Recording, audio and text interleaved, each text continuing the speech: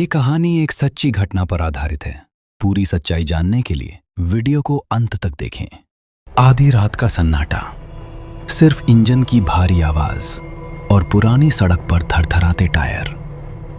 कमलेश ने steering wheel पर अपनी पकड़ मजबूत की। उसकी आंखें थकान से जल रही थीं। राजमार्ग 44 पर दूर दूर तक कोई दूसरी रोशनी नजर नहीं आ रही थी, सिर्फ घना जंगल और बीच में गुजरती ये काली सड़क। अचानक ट्रक की हेडलाइट की रोशनी में उसे कुछ दिखा। सड़क के बिल्कुल बीचों बीच एक सफेद साया खड़ा था। कमलेश ने झटके से ब्रेक मारी। टायरों के घिसने की आवाज ने रात की खामोशी को चीर दिया। ट्रक एक जोरदार झटके के साथ रुका, ठीक उस साये से कुछ फुट पहले। पसीने की एक बूंद कमलेश की कनपटी से होकर नीचे गिरी। उसने डरते हुए बाहर देखा, पर वहां कोई नहीं था। सड़क खाली थी। वहम होगा। उसने थोड़ा सुकून पाने के लिए डैशबोर्ड पर हाथ मारा। कमलेश बेटा, डर मत, तू अकेला नहीं है। तेरा ये ट्रक तेरे साथ है। वो कैबिन का दरवाजा खोलकर अंदर बैठने ही वाला था कि रात के सन्नाटे को चीरते हुए एक आवाज आई। भैया, जरा रुकिए। एक औरत की आवाज ट्रक के पिछले हिस्से से आई थी। कमलेश के जिस्म में एक थरथराहट दौड़ गई। उसने वहीं जमकर पीछे मुड़कर देखा। अंधेरा रास्ता और ट्रक की लाल बत्तियों की मध्यम रोशनी में उसे पीछे कोई धुंधली सी आकृति नजर आई। कौन है? उसने हिम्मत जुटाकर पूछा।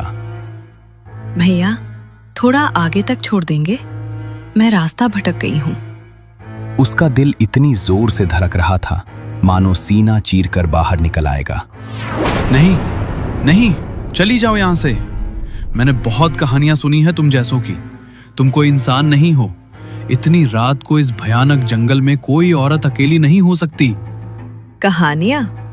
भैया, आप तो बड़े डरपोक निकले। क्या एक लाचार औरत की मदद करना गुनाह है? देखिए तो सही, मेरे पैरों में छाले पड़ गए हैं चलते चलते। नहीं देखना मुझे। लोग कहते हैं तुम्हारे पैर उल्टे होते हैं। तुम दिखती कुछ हो और होती कुछ और हो।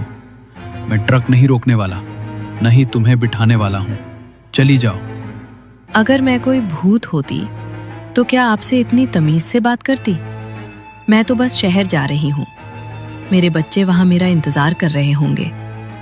क्या आप एक माँ को उसके बच्चों से दूर रखेंगे? उसकी आवाज में अब एक अजीब सा दर्द था जो किसी का भी दिल पिघला दे। कमलेश ने एक पल के लिए अपनी एक आंख खोली और बगल के आईने में देखा। वो औरत अब थोड़ा करीब आ चुकी थी। उसका चेहरा धुंधला था, पर उसने पुरानी सूती साड़ी पहनी हुई थी और वो वाकई थकी हुई लग रही थी। तुम जो भी हो, मेरा पीछा छोड़ो। मैंने सुना है तुम लोग पहले मदद मांगते हो और फिर सब खत्म कर देते हो। मुझे घर जाना है, मेरा भी परिवार है। वही तो मैं कह रही हूँ, घर ही तो जाना है। आपका रास्ता और मेरा रास्ता एक ही तो है। बस कैबिन के कोने में बैठ जाऊंगी, आपको पता भी नहीं चलेगा कि मैं वहां हूँ। क्या आप इतने निर्दयी हैं? वो धीरे धीरे ट्रक के दरवाजे की तरफ बढ़ने लगी। हर कदम के साथ एक अजीब सी ठंडक कमलेश को महसूस हो रही थी। कमलेश का शरीर पसीने से थर थर कांप रहा था। उसका दिमाग सुन्न पड़ चुका था। बस एक ही ख्याल आ रहा था, कैसे भी करके इसे अपने सामने से हटाना है। रुको! कमलेश जोर से चिल्लाया। उसका गला डर के मारे फट रहा था। वहीं रुक जाओ, एक कदम भी आगे मत बढ़ना। औरत वहीं रुक गई। उसके बाल हवा में अजीब तरह से लहरा रहे थे। ठीक है, तुम्हें शहर जाना है ना? मैं तुम्हें ले चलूंगा, कमलेश ने हाफते हुए कहा। पर एक शर्त है, तुम मेरे साथ कैबिन में नहीं बैठोगी। मेरे पास मत आना। तुम पीछे ट्रक के खाली हिस्से में बैठ जाओ। वहां तिरपाल के नीचे जगह है। जब तुम्हारा गांव या शहर आ जाए तो वहां से जोर से आवाज लगा देना या ट्रक के ढांचे पर ठोक देना। मैं वहीं ट्रक रोक दूंगा और तुम उतर जाना। पर खबरदार, आगे कैबिन की तरफ देखने की कोशिश भी मत करना। औरत ने कोई जवाब नहीं दिया, बस धीरे से अपना सर झुकाया। अंधेरे में उसकी आंखें चमकती हुई लग रही थीं। वो खामोशी से मुड़ी और ट्रक के पीछे की तरफ चलने लगी। उसके चलने की कोई आवाज नहीं आ रही थी। कुछ देर बाद कमलेश को ट्रक के पीछे से लोहे पर हल्की सी दस्तक सुनाई दी। इशारा था कि वो बैठ गई है। कमलेश ने तुरंत कैबिन का दरवाजा अंदर से बंद किया और इंजन चालू किया। उसके हाथ स्टीयरिंग पर कांप रहे थे। उसने क्लच छोड़ा और ट्रक आगे बढ़ाया, पर उसे बार बार ऐसा लग रहा था जैसे पीछे बैठी वो बला उसके कान में धीरे से मुस्कुरा रही हो। पर ट्रक का वजन पहले से कहीं ज्यादा भारी महसूस हो रहा था।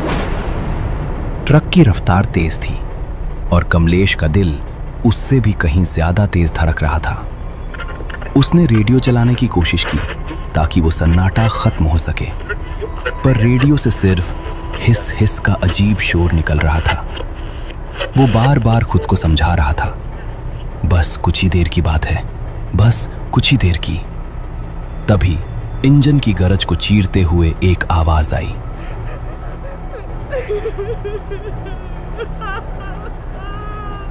कमलेश के कान खड़े हो गए। वो औरत ट्रक के पीछे रो रही थी।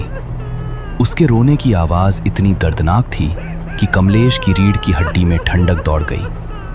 वो सिसक सिसक कर रो रही थी, जैसे कोई बहुत बड़ी मुसीबत में हो। हे भगवान, अब ये क्या नया तमाशा है? कमलेश ने स्टीयरिंग व्हील को कस के पकड़ा। उसने हिम्मत जुटाकर कैबिन की पीछे वाली खिड़की का थोड़ा सा कांच सरकाया।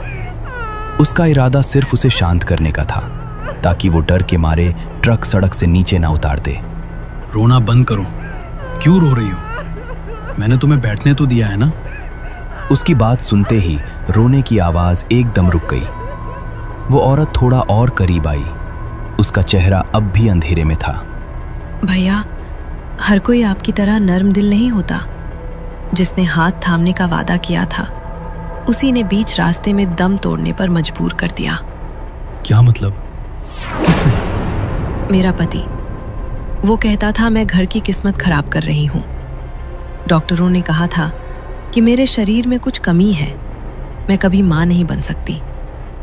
बस इतनी सी बात, और उसने मुझे जीते जी नर्क में धकेल दिया। रोज की मारपीट, रोज के ताने